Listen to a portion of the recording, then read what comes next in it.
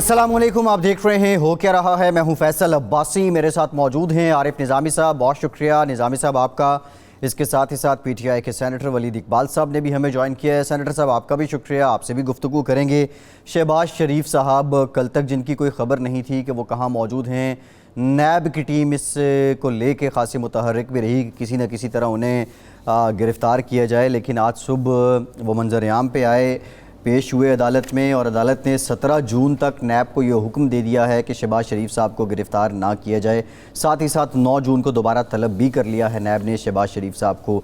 कल वज़ीर आला सिंध को जाली अकाउंट्स केस और सोलर लाइट्स केस में नैब पिंडी ने तलब किया है, और सुनने में ये आ रहा है कि मुराद अली शाह साहब भी कल पेश होंगे। ये तो एहतसाब का जो अमल है, जून में गर्मी की हिद्दत के साथ साथ इसमें भी शिद्दत आती जा रही है, लेकिन दूसरी जानिब कोरोना जो है उसकी वबा का फैलाव भी ज़्यादा होता जा रहा है। गुज़श्ता 24 घंटों में पाकिस्तान की 3 बड़ी सियासी जमातें, निज़ामी साहब, पीटीआई, PMLN और पीपल्स पार्टी, इनके 3 MPs जो हैं वो कोरोना के बायस शहीद हो गए हैं। कल एक MNA JUIFA के मुनीर और अगज़ई साहब, वो भी इसी तरह अपनी जान से गए, और अब ये मामला बढ़ता जा रहा है। बजट भी आने वाला है, चैलेंजेस जिनका आप अक्सर जिक्र भी करते हैं TV प्रोग्राम में भी, कॉलम्स में भी, वो अपनी जगह हैं। और ये शहबाज शरीफ साहब वाला जो एपिसोड है, वैसे अगर इसके 2-3 लेसन्स हम देखें, क्या नज़र क्या आता है आपको? शहबाज शरीफ साहब का जो एपिसोड है, एक तो ये नज़र आता है कि नैब का जो अख्तियार है वो किसी चेक्स एंड बैलेंसेस का नहीं है उस पर, बल्कि मेरे राय में तो पूरी हुकूमत की आशीर्वाद हासिल है। और ये जो कुछ हुआ है, इससे शहबाज शरीफ जो आराम से घर बैठे थे, PMLN की सियासत का चूल्हा जो है दोबारा गर्म हो गया। बहरहाल ये तो मेरी राय है। वलीद साहब से पूछते हैं। वलीद साहब अस्सलाम वालेकुम जी, आप बतौर PTI के एक लीडर के और बतौर वकील, आप ये किस तरह देखते हैं नैब की हैंडलिंग का, ये शहबाज शरीफ साहब के मामले को और उनकी बिल आखिर बेल हो जाना 17 जून तक?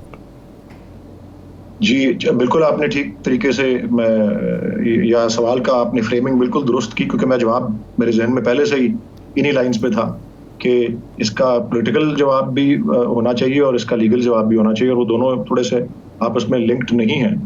देखें जी, पॉलिटिकली जो हमारी हुकूमत का और पार्टी का जो नस्ब-उल-ऐन, मंशूर, नजरिया, आइडियोलॉजी, वो तो यही है जी कि एक तो करप्शन से आज़ाद निज़ाम जो है उसको यकीनी बनाना, और दूसरा कि ताकतवर और कमज़ोर कानून की निगाहों में बराबर हो।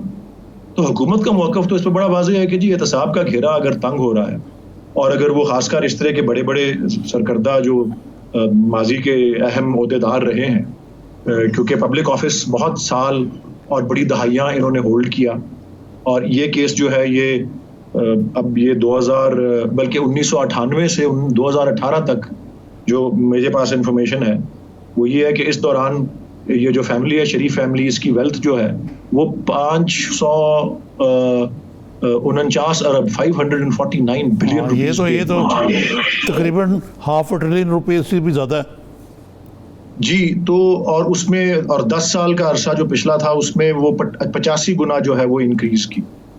तो ये तो फैक्ट्स एंड फिगर्स हैं जो गवर्नमेंट के पास हैं। बहरहाल प्रोसिक्यूटिंग एजेंसी इसकी नैब है, तो ये तो वाज़ेह है कि जी एहतसाब से कोई जो है वो बालातर नहीं है।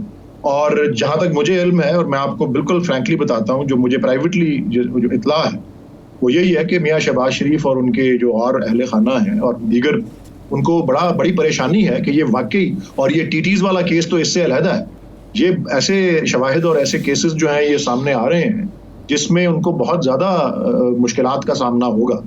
और बहरहाल अब इसमें अगर आपका ये कहना है कि जी ये आशीर्वाद हासिल है, ये आपने लफ्ज़ इस्तेमाल किए थे गवर्नमेंट का, मेरा वफाकी हुकूमत की तरफ से मौक़िफ़, और बल्कि पंजाब हुकूमत एवरीथिंग, क्योंकि पंजाब में उनके ये अरेस्ट का सिलसिला हो रहा था with the help of Punjab police, इनका कोई ताल्लुक दोनों हुकूमतों का जो है इस कार्रवाई से नहीं है, सिवाय इसके कि नैब के जो इख्तियारात हैं पुलिस को तलब करने के, उसके अलावा नैब अपना काम खुद कर रहा है।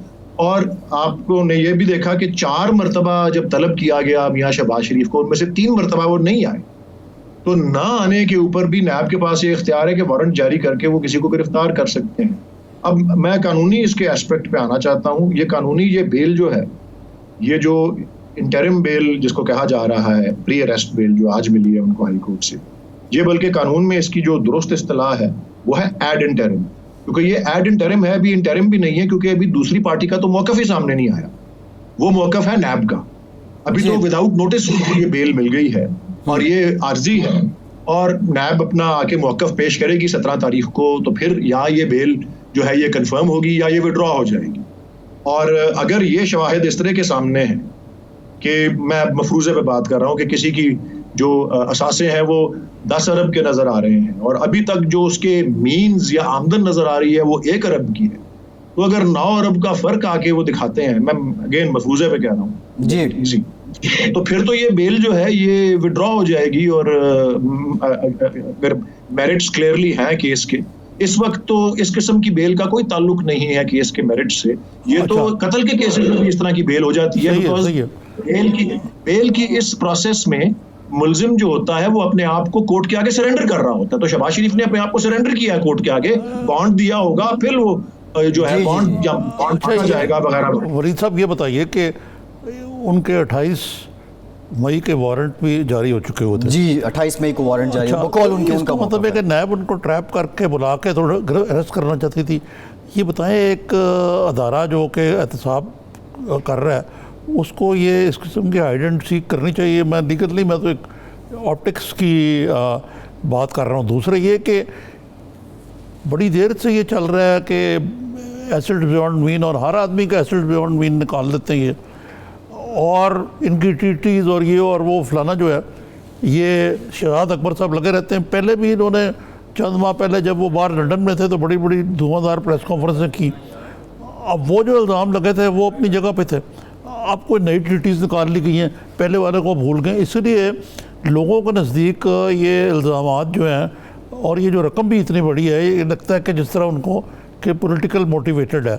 लेकिन इसके बावजूद मैं आपसे इस हद तक इत्तेफाक करता हूँ कि ये कहना शहबाज शरीफ साहब का कि एक पाई की भी करप्शन साबित हुई तो फांसी लगा दें, उनके ऊपर जो इल्ज़ाम लगे उनका स्पेसिफिकली उनको जवाब देना चाहिए। बिल्कुल दुरुस्त है जी, शहजाद अकबर साहब भी यही मुतालबा करते हैं कि वो पब्लिक के नुमाइंदे हैं, तो पब्लिक ठीक है अदालत में तो जवाब दें, लेकिन पब्लिक को भी बताएं। लेकिन पहली बात आपका सवाल आरिफ साहब ये था कि नैब ने जिस तरह से हाइड एंड सीक जो आपने कहा सो कॉल्ड वो प्ले कर रही है। बहरहाल जी, मैं ये वाज़ेह कर दूं जो मैं हमेशा करता हूं कि मैं नैब का तो तर्जुमान नहीं हूं। नैब की कार्रवाई तो नैब का तर्जुमान ही आके एक्सप्लेन कर सकता है, लेकिन मैं उसका आपको एक दूसरा पहलू भी बताता हूं। आप ये एक देखने का तरीका आपने जो बयान किया है, ये भी तस्वुर किया जा सकता है कि जी वो हाइड एंड सीक प्ले कर रही है और 28 तारीख से वो एक किया हुआ था सिलसिला उनको आपने कहा ट्रैप करने का या जो भी ब्लफ। मैं ये अर्ज करता हूँ कि कल इसका एक दूसरा पहलू नदीम अफजल चंद साहब जो कि वज़ीर आज़म के तर्जुमान हैं प्रोग्राम में बता रहे थे, और मैं वो दोहराता हूँ। वो तो कह रहे थे कि जी ये नैब जो है वो तो इनको टिप ऑफ किया हुआ था नैब ने, क्योंकि जब उठाना होता है किसी बंदे को तो वो रात को सोए हुए भी उठा लेते हैं, इस तरह टिप ऑफ नहीं करते। सवाल था हमारा जी, तो वो ये भी तो मैं तो कह रहा हूँ कि बजाय नैब उनको ब्लफ या जो भी कुछ कर, आई डोंट नो, मैं आपका सवाल शायद नहीं समझ सका, लेकिन लग तो ये रहा है कि नैब, और आज जिस तरह से या शहबाज गिल साहब ने या शिबली फराज साहब ने ये या अपना चौहान साहब जो है, इनमें से किसी एक ने ये बयान दिया है, और मैं दोहराना चाहता हूँ कि एक्चुअली तो चेयरमैन से लेकर चपरासी तक इनका मुकर्रर किया हुआ है। ये माजी की हुकूमतें जो हैं, शमूल मियां साहब, ये तो सभी ने कहा है ये बात, और ये दुरुस्त भी तारीखी तौर पे। लेकिन इसका ये मतलब ये नहीं कि अगर उन्होंने मुकर्रर किया हुआ है तो वो उनके फेवर में कुछ कर रहे हैं या वो बड़े गैर जानबदार हैं। इस वक्त तो आप हुकूमत वक्त हैं।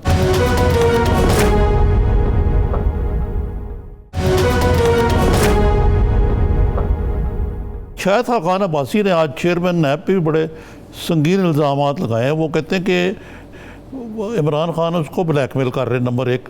नंबर 2, उन्होंने एक और संगीन इल्ज़ाम लगाया 2 ज़मान पार्क के हवाले से कि उसकी मनी ट्रेल भी लगाएँ।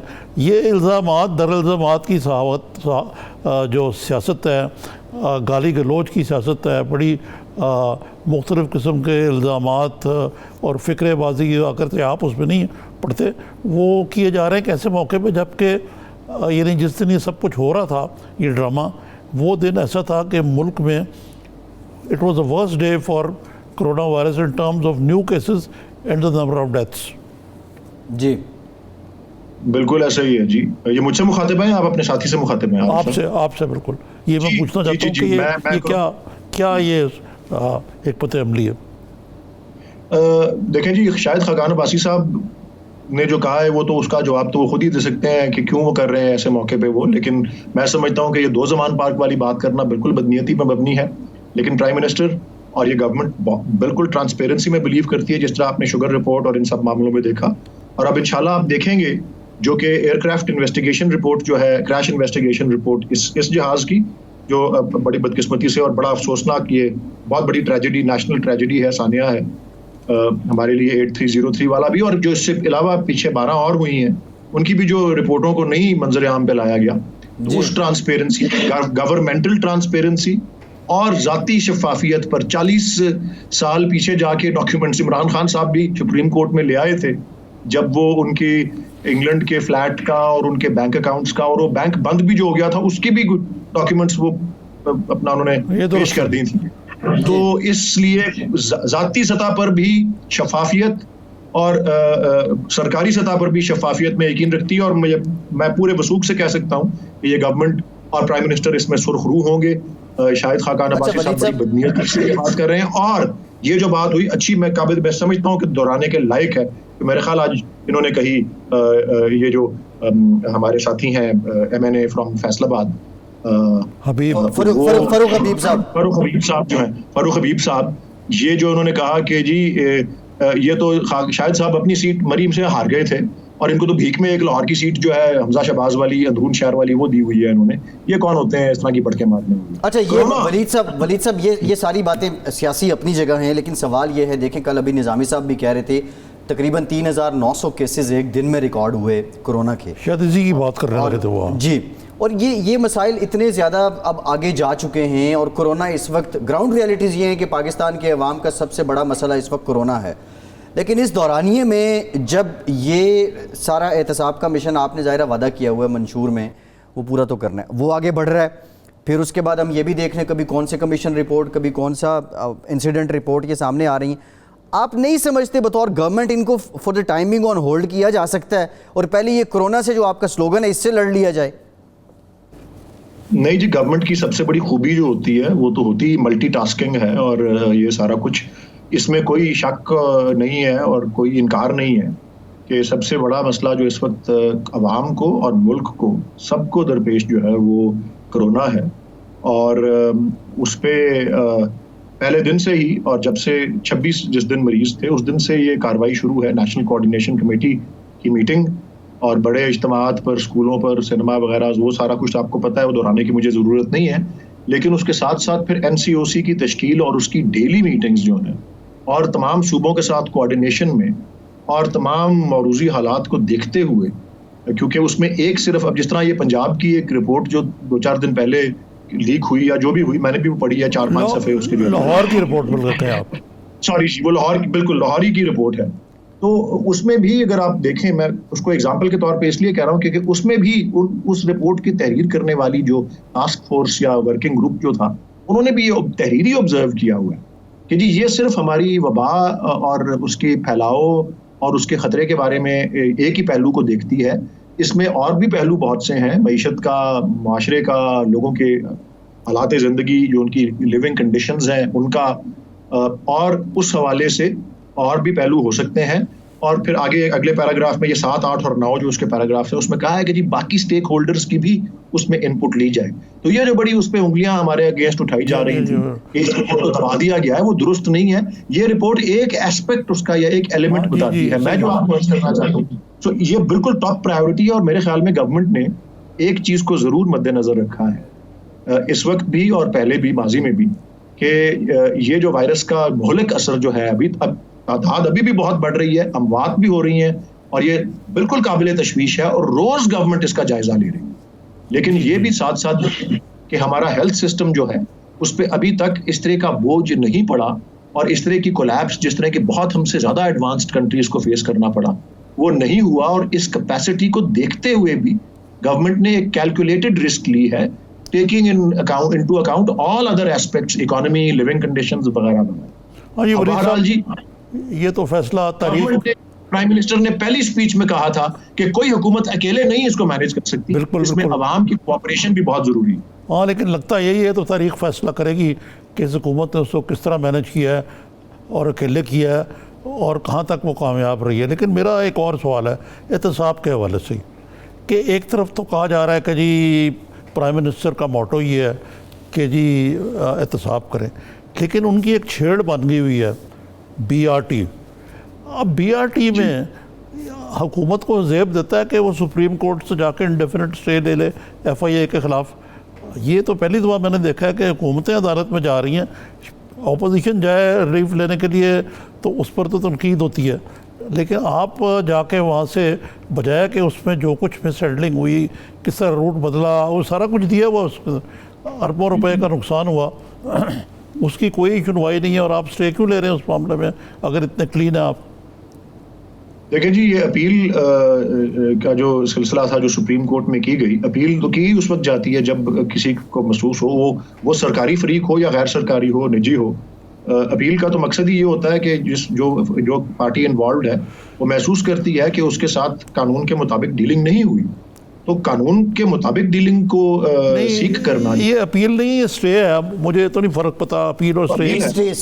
ये पेशावर हाई कोर्ट के फैसले के खिलाफ अपील है और उसमें वो स्टे जो है वो सुप्रीम कोर्ट की जानिब से फिर है इस पे, वो सुप्रीम कोर्ट की। मैं उसका आपको बैकग्राउंड भी थोड़ा सा बता देता हूँ, बहुत ज्यादा तफसील मेरे पास है भी नहीं, लेकिन उसका बैकग्राउंड ये है कि जिस पार्टी ने वो फैसला प्रोक्योर किया था, ये एक्चुअली केस इनिशिएट एक प्राइवेट पार्टी ने किया था। पेशावर हाई कोर्ट में केस जी हाँ, दो लोग हैं जी हाँ, यूपी गवर्नमेंट के खिलाफ प्राइवेट पार्टीज ने किया था। और एक्चुअली हुआ उसमें, मैं अब आपको बतौर वकील बता रहा हूँ कि उसमें हुआ ये था कि पेशावर हाई कोर्ट ने उसमें जो गवर्नमेंट का मौक़िफ़ है, KP गवर्नमेंट का, पेशावर हाई कोर्ट ने उसमें ऐसी रिलीफ दे दी जो कि पार्टी ने मांगी ही नहीं हुई थी। पार्टी ने वो कहा हुआ था कि जी कोई उसका रास्ता बदल के ऐसा हो रहा है कि मेरी प्रॉपर्टी को असरअंदाज हो रही है और ये गलत किया जा रहा है। उसने तो कहा ही नहीं हुआ था कि ये उसके ऊपर इन्वेस्टिगेशन या FIA या ये कराएं। कोर्ट ने ऐसी रिलीफ दे दी जो उसने मांगी ही नहीं हुई थी जिस शख्स ने। तो वो फिर वो तो किसी भी फरीक का हक बनता है, और इसलिए मैं समझता हूँ कि कानूनी तौर पर ये दुरुस्त है कि सुप्रीम कोर्ट का स्टे देने की मकसद ही यही है कि वो उसमें नुक्स था कोई कानूनी जो फैसला हुआ था, और अपील का मकसद ही यही है। हैविंग सेड दैट, BRT के बारे में जितना मैं जानता हूँ, अभी कुछ दिन पहले उसमें शौकत यूसुफजई साहब ने एक तफसीली प्रेस कॉन्फ्रेंस या प्रेस रिलीज की थी, और उसमें देखें बात यह है कि वैसे इंफ्रास्ट्रक्चर प्रोजेक्ट्स में दो चीजें जो है वो बिल्कुल 6 महीने में मुकम्मल होनी थी BRT, अभी तक नहीं हो सकी है। मैं उसी पे आ रहा हूं। 2 साल हो गए। इंफ्रास्ट्रक्चर प्रोजेक्ट्स में दो चीजें अक्सर होती हैं, वो सरकारी हो या प्राइवेट हो, दो चीजें अक्सर हो जाती हैं। एक होती है टाइम डिलेज और दूसरी होती है कॉस्ट ओवररन्स। सवाल ये है कि जी क्या इन दोनों चीजों के पीछे कोई बेईमानी है या नहीं जी। और उसका KP गवर्नमेंट का या मुतलका इदारों का मौक़िफ़ मुसलसल ये है कि उसमें कभी गलती हो सकती है या कॉस्ट ओवर। वलीद साहब बहुत शुक्रिया आपके वक्त का। आप कॉस्ट एस्केलेशन की बात कर रहे हैं, कॉरन की बात कर रहे हैं। पिछले दौर में जब कॉस्ट ओवररन होती थी तो आप कहते थे ये करप्शन है। अब खैर ये तहकीकात होंगी, मीठा आप कड़वा जी। जब ये तहकीकात होंगी तो फिर पता चलेगा। एक ब्रेक लेते हैं और ब्रेक के बाद हमें साबिक नैब प्रोसिक्यूटर राजा आमिर अब्बास साहब ज्वाइन करेंगे, उनसे भी गुफ्तगू करेंगे। हमारे साथ रहिए।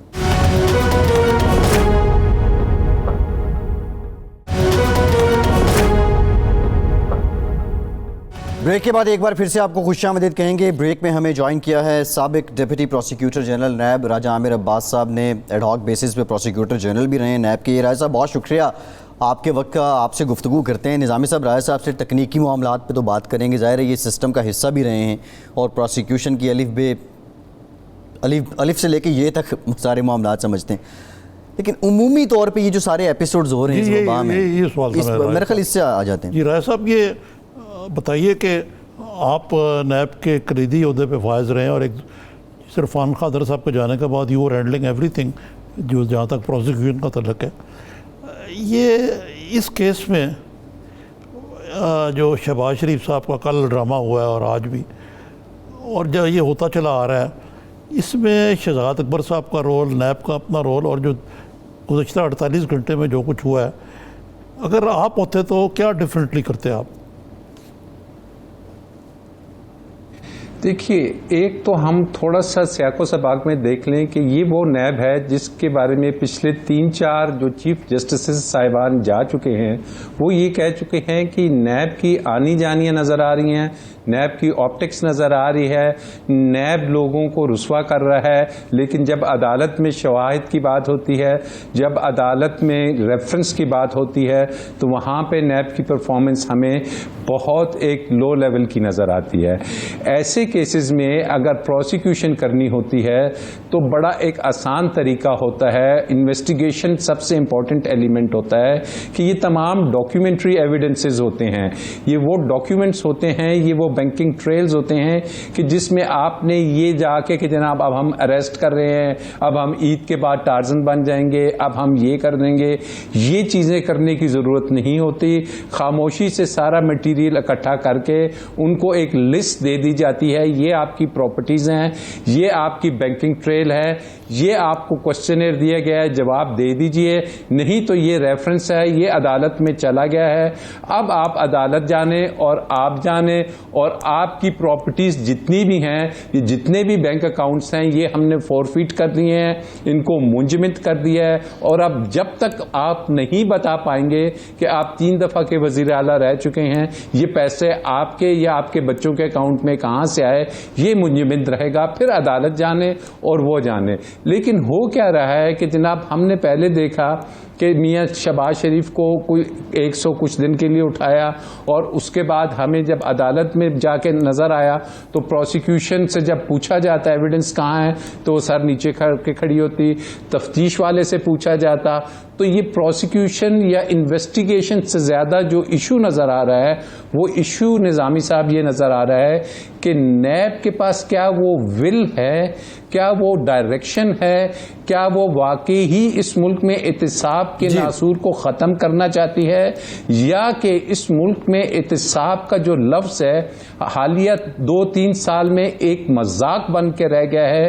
अब अवाम का एतबार ना नैब पे रहा और जो मौजूदा हुकूमत नारे लगाती थी कि हम एहतिसाब के नाम पे हम ये तमाम पैसा लूटा हुई दौलत वापस लाएंगे, उसको मैं समझता हूं कि नैब के अदारे ने इस बुरी तरीके से एक झटका लगाया है कि अब सब हैरान परेशान हैं, चाहे ऑपोजिशन हो, चाहे हुकूमत हो, चाहे अवाम हो, कि ये एहतिसाब क्या है। अब लोगों को एहतिसाब से कोई गर्ज नजर नहीं आ रही, चाहे आप जरदारी पे केस बनाएं, चाहे नवाज शरीफ पे बनाएं। अच्छा राय साहब, ये बताइए कि ये एक बड़ी अजीब सी नॉर्मली मुझको मुझे नजर आई कि 28 मई से जब आपने वारंट गिरफ्तारी जारी किए हुए थे तो आप जाके गिरफ्तार कर रहे थे, उनको वहाँ बुला के ट्रैप करना, ये आया किसी सीरियस प्रोसिक्यूटिंग एजेंसी या इन्वेस्टिगेशन एजेंसी का ये काम है?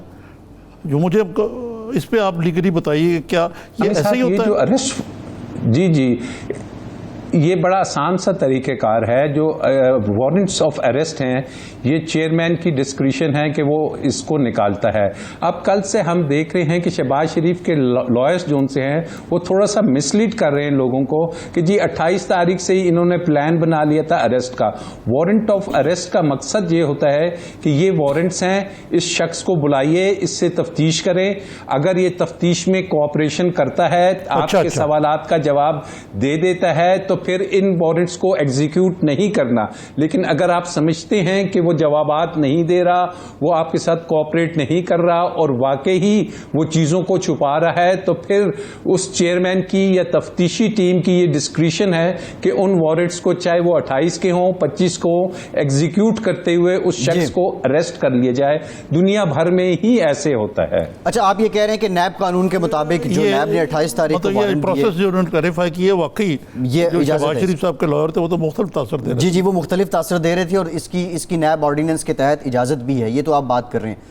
दूसरा, राज साहब आपने पहले कहा कि ये डॉक्यूमेंटेड केसेस हैं, इसमें कागजात चाहिए, जवाबात चाहिए, आपको क्या लगता है क्या ये, क्योंकि फौजदारी मुकदमा तो है नहीं जिसमें 3rd डिग्री मेथड को इस्तेमाल करना पड़े, तफ्तीशी जो एजेंसी है उसको, शहबाज शरीफ साहब अपेरेंटली क्या ताउन कर रहे हैं नैब के साथ, आपको लगता क्या?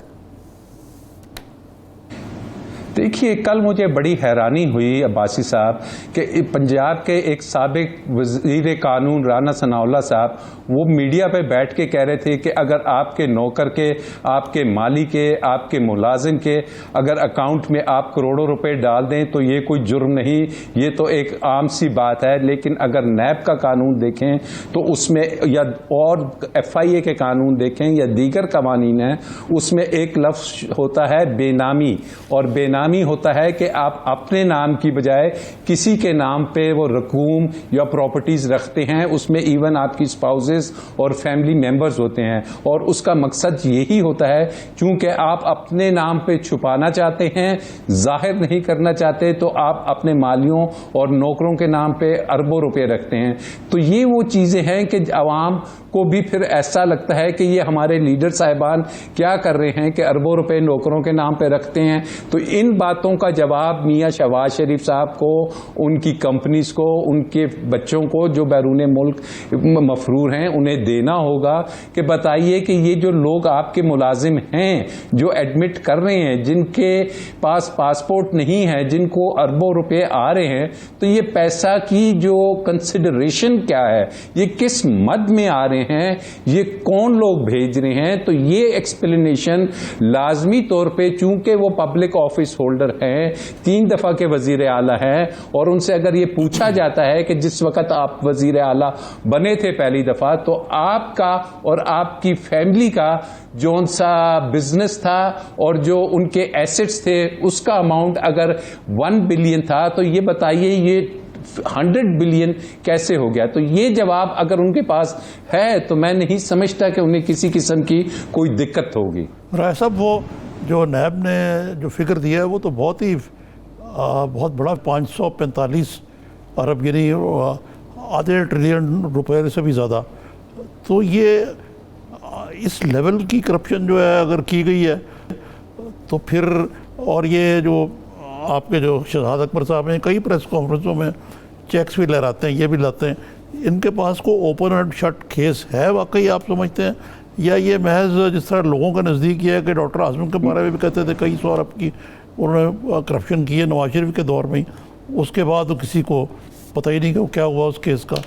तो इतने जो फैंटास्टिक अमाउंट्स हैं, देखिए यही डायलेमा है, यही एक अनफॉर्चुनेट बात है कि ये इतने बड़े फिगर्स दे दिए जाते हैं और जब पूछा जाता है तो वहाँ 5 अकाउंट्स की बात आ जाती है, वहाँ 4 अकाउंट्स की बात आ जाती है। कहाँ गया डॉक्टर आसिम, कहाँ गया वो मेमन, कहाँ गया वो सिंध के, हमने देखा हालिया कि जनाब वो पापड़ वाला और वो फालूदे वाला और वो 450 अरब और पता नहीं क्या क्या ओमनी, वहाँ भी कुछ नज़र नहीं आ रहा। तो अल्टीमेटली हमें नज़र आता है कि इन केसेस में भी ये थोड़ी सी आर्म ट्विस्टिंग तो हो रही होगी, लेकिन जो बात नज़र आएगी जब अदालत में कि जनाब बताइए कौन से वो 500 अरब रुपए हैं, तो तब हमें नज़र आएगा। और नैब को एक चीज़ और देखनी है कि जनाब हमें अरबों रुपए से ज़्यादा के IPPs के अभी हमें केसेस उभर के सामने आए हैं।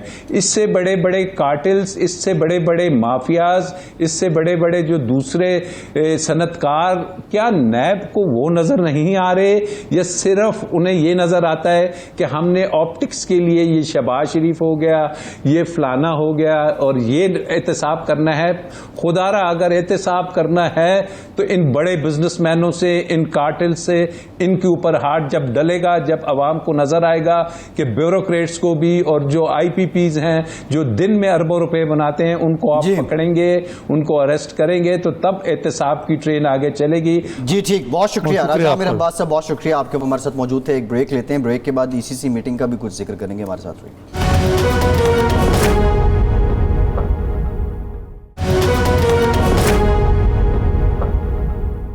ब्रेक के बाद एक बार फिर से आपको खुशामदीद कहेंगे। पाकिस्तान में कोरोना के मरीज़ों की तादाद तकरीबन 80,000 निज़ामी साहब हो चुकी है और केसेस जो हैं वो मज़ीद बढ़ते ही जा रहे हैं।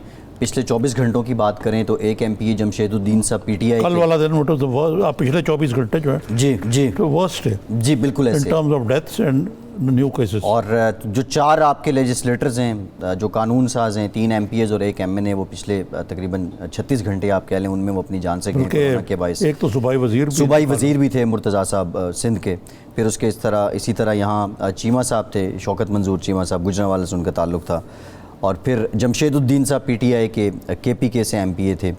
तो ये सारे वाक़यात हैं निज़ामी साहब। वो तो बात तय है कि कोरोना किसी को बख्श नहीं रहा, अवाम हो, सियासतदान हो, जो भी हों। और अब एक जानिब ये है, दूसरी जानिब पॉलिसी हैं, हुकूमती पॉलिसी हैं कि SOPs पे अमल दरामद किया जाए। हुकूमत ने तो ये फैसला कर लिया हुआ है जी कि सब अच्छा है।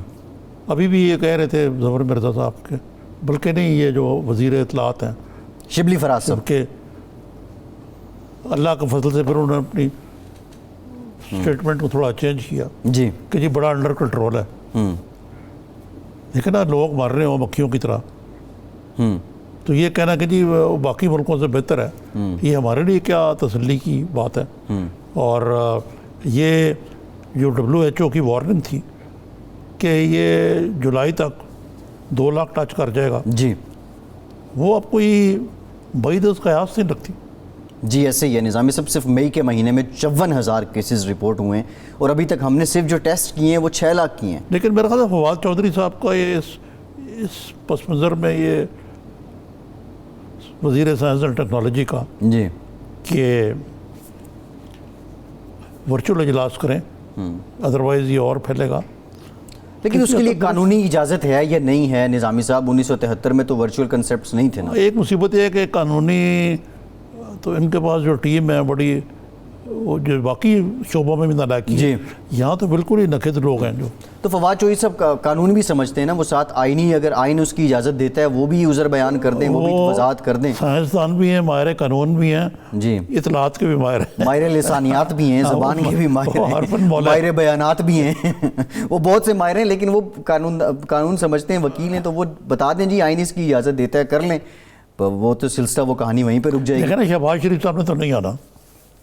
वैसे निज़ामी साहब आपके दोस्त एक तरफ शहबाज शरीफ फुर्ती उन्होंने दिखाई है, रिक्वेजिशन करते हैं कि जी कोरोना वायरस के लिए इतना 120 पता नहीं मिनट क्या 120 मिनट दिए जाएं अपोजिशन को। एक हफ्ते के लिए आपकी फरमाइश पे आया था, वहाँ PMLN ने क्या कोरोना पे बात। जी बिल्कुल निज़ामी साहब ऐसे। लेकिन उस तरफ जाने से पहले शहबाज शरीफ साहब आपके दोस्त भी हैं, कल जो उन्होंने फुर्ती दिखाई, मैं नहीं फड़िया जाना, मतलब लब लो तुसी जिस तरीके नाल भी लबोगे मैं नहीं आना, और आज एकदम से वो नमूदार भी हो गए निज़ामी साहब, ये क्या बाय नेचर वो इतने फुर्तीले हैं या वो पहले से प्लान बना के बैठे थे, अगर ये हुआ तो आई विल डू दिस? देखिए ना, एक बात तो आपको पता ना कि शहबाज शरीफ डूअर हैं जी, और प्लानिंग के माहिर हैं जी, और उन्होंने सूबे के अंदर आपको पता ही है जो चाहे जो भी आप उस पर बहस करें, कॉस्ट है क्या, जो उन्होंने सड़कों का, इंफ्रास्ट्रक्चर का, बिजली का, जो डेवलपमेंट का, लोग उसका गुण गाते हैं आज भी। तो इस लिहाज से शहबाज शरीफ की जो दिमाग है वो बहुत चलता है, और उन्होंने एक पूरी पंजाब की स्टेट मशीनरी को और ये जो मुख्तलिफ किस्म के जो तर्जमान जो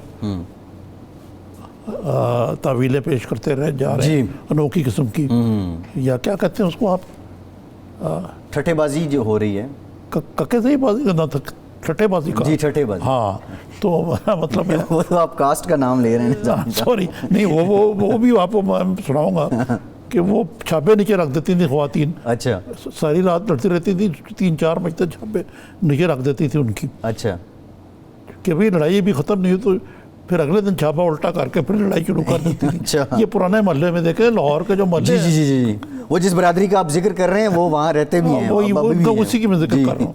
तो वो हाल हमारे तर्जमानों का हुकूमती ज़्यादातर और किसी हद तक ऑपोजिशन का भी।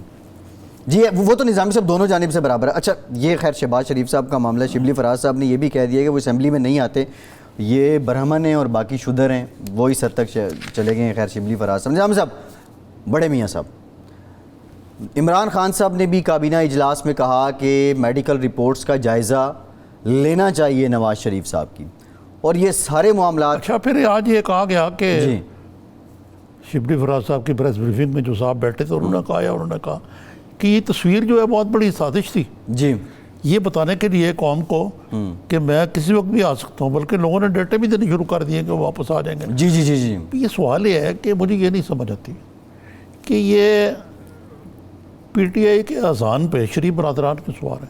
जी। एक लंदन में बैठा हुआ आराम से, एक इधर बैठा हुआ अपने घर में लैपटॉप पे लगा हुआ है, कहता है मैं क्वारंटीन में। आप अपना आराम से मौज करें, जरदारी साहब वहाँ बैठे हुए हैं, ना कोई ऑपोजिशन ना कुछ। ये खुद को आप बैल मुझे मार वाली चीज जी। हिकमत अमली मेरी समझ से बाहर आता है। नहीं तो क्या मेडिकल रिपोर्ट्स का फोरेंसिक होगा अब? सांप निकल गया, आप लाठी पीटते रहे। तो अब क्या नवाज शरीफ साहब से मुतालिक आपको लगता है क्या है फ्यूचर के? नवाज क्या शरीफ वो साहब कोई किधर रहने? वो क्या कहते हैं उसको, इंटरपोल का कोई वारंट जारी करेंगे नवाज शरीफ को वापस लेने? नहीं, वो तो जमानत पे हैं। वो तो निकल गए, जी। वो निकल गए। तो अब आएंगे कब, वापस कब आएंगे? मेरा तो ख्याल है कि शहबाज शरीफ साहब जो वापस आए ना, ये भी कोई एग्रीमेंट की खिलाफ वर्जी करके आए, इसलिए उनके पीछे पड़ गई इतनी डैब। जी। नहीं, शहबाज शरीफ साहब की तो कुछ समझ नहीं आ रही ना, उन्होंने आके किया क्या और उसके बाद उल्टा आप खुद को ही नहीं, मुश्किल में उनको डालें। ये खतरा है कि यार ये किसी वक्त एक्टिव हो सकता है। दूसरे शहबाज शरीफ भी इसलिए वापस आए कि अपनी लीडरी बचाना चाहते हैं, क्योंकि मरियम में बैठी हुई है, किसी वक्त भी ऑन द अटैक जा सकती है वो। जी, ये तो ऐसे ही है, वो एक कन्फ्लिक्ट ऑफ। अच्छा ये बताइए कि इख्तियार तो है। आज काबीना में और भी चीज़ें हुई हैं। कीमतें कंट्रोल करने की बात हुई है, इमरान खान साहब ने इससे मुताल्लिक कंट्रोल करने सख्त की बात तलकीन हुई की। है। ये कल की कैबिनेट मीटिंग है निजामी साहब। ये बताइए कि कीमतें जो हैं वो मार्केट फोर्सेस होती हैं, धक्का लगाने से कंट्रोल नहीं होती। जी। अब कीमतों का मामला ये है कि अगर पेट्रोल सस्ता हो गया तो उसका इफेक्ट आने में कुछ टाइम तो लगेगा, लेकिन दूसरी बात यह है कि बाकी तो सब कुछ नापीद और महंगा हो गया ना। जी। अब देखिए ना, इसहाक डार साहब ने, साबिक वज़ीर ख़ज़ाना, उन्होंने लंदन से एक मुआवजा किया, एक चार्ट दिया है। जी बिल्कुल जिसके ऐसे है। मुताबिक उनके दौर हुकूमत में आटे के 10 किलो आटे की कीमत थी 369 रुपीज़ जी पर किलो है। जी। और नहीं, पर किलो नहीं, ये आपके पास जो बैग हो गई, ये मेरे ख्याल 20 किलो का 20 किलो का होगा। जी। ये 2013 में थी जी। और 18 में ये कीमत कम होकर 359 हो गई जी। जब इनका दौर आया। जी। अब जबकि अगस्त में पीटीआई की हुकूमत संभाली, इसके बाद ये कीमत 385 हो गई। जी। अब ये कहा जा रहा है कि इसके बारे में भी फॉरेंसिक का ऑडिट होना चाहिए, आटे के बारे में, गंदम के बारे में। 10 किलो गंदम की कीमत 300 रुपये तक रही, जबकि ये पीटीआई के दौर इक़्तिदार में ये भी 2020 में कीमत बढ़कर 438 हो गई। जी। अच्छा, इसी तरह उन्होंने और भी चीनी की उस वक्त 54 रुपीज़ थी जब इनकी हुकूमत थी। जी। अब ये 2020 में 81 रुपीज़ जी। किलो है। तो ये बातें जो हैं ये कितने नीचे आएंगी? अच्छा, निजामी साहब, बीसीसी की मीटिंग हुई है, एक बड़ा फैसला किया गया है कि जो गोल्डन शेक हैंड दिया जाएगा स्टील मिल्स के मुलाजमीन को, गोल्डन हैंडशेक। गोल्डन हैंडशेक, और उसके बाद ये है कि लग ये रहा है कि अब ये प्राइवेटाइजेशन की तरफ जा रहे हैं, तो क्या स्टील मिल्स आसानी से निजकारी इसकी हो जाएगी? क्योंकि इसकी निजकारी देखिए, में भी ये बड़े निजकारी मामलात इसकी हो चुकी थी मुशर्रफ साहब के दौर में। जी। शौकत अजीज साहब इसके बड़े चैंपियन थे। जी। ये जस्टिस इफ्तिखार चौधरी ने ना दो बड़ी डिसर्विस की है इस मुल्क। जी। एक निजकारी को सैबोटाज कर दिया उन्होंने, जी। और करने वाला ये जो आजकल बहुत ज़्यादा जस्टिस जो जनरल है ना, कयूम साहब, जी। लेफ्टिनेंट जनरल कयूम, जी। ये सबसे बड़ी लॉबी थे। अच्छा, जो नून लीग के अभी सेनेटर हैं? जी जनाब। जी। इसके अलावा जनाब रेकोटिक पे, जिसका पाकिस्तान के खिलाफ, जी। ये दोनों जो हैं ये बहुत डिसर्विस है, और इस बात की खामाजी करते हैं कि जज हजरात को इस तरह के तकनीकी मामलात पे पंगा नहीं लेना चाहिए। निजामी साहब, खैर ये अब आ जाए आप दूसरी तरफ। निजकारी पे मैं आना चाह रहा निजकारी जो है वो हूं। खजाने से बोझ हट जाएगा? अभी एक मरलावार करेंगे, पीआईए का भी यही करना पड़ेगा, खैर हमारे पास टाइम नहीं है। लेकिन ये जो दूसरा एफबीआर के और जो वजारत ख़जाना का इख्तलाफ हो गया, जी। क्या टारगेट है रेवेन्यू पे? निजामी साहब, अभी तो इनिशियल जो टारगेट इनका मेरे ख्याल 47 पे ये जा रहे हैं, 4700 बिलियंस पे। हाँ, और वो कह रहे हैं 4000 पे करें। जी, 4000। IMF कह रही है 51 पे करें। ये तीनों अचीव नहीं होंगे जी। और फिर पिछले साल, ये जो रवां साल है, इसमें भी 3 बार रिविजिट करना पड़ा था, और ये जो आखिरी क्वार्टर है, खैर बहुत से इल्ज़ाम जो हैं वो उसको दिए जा रहे हैं, लेकिन अगर ये आखिरी क्वार्टर में ऐसा ना भी होता तो निज़ामी साहब वो रेवेन्यू जो 2 बार पहले रिविजिट हो चुका था वो अचीव नहीं होना था, फिर ये तीसरी बार हुआ, अब उसमें भी इसके बावजूद शॉर्टफॉल आ रहा है। इन डिटेल प्रोग्राम करेंगे ये बजट पे, और बजट आने से पहले प्रोग्राम का वक्त खत्म हो गया। निज़ाम साहब बहुत आज के प्रोग्राम से इतने, फैसल अब्बासी को इजाज़त दीजिए।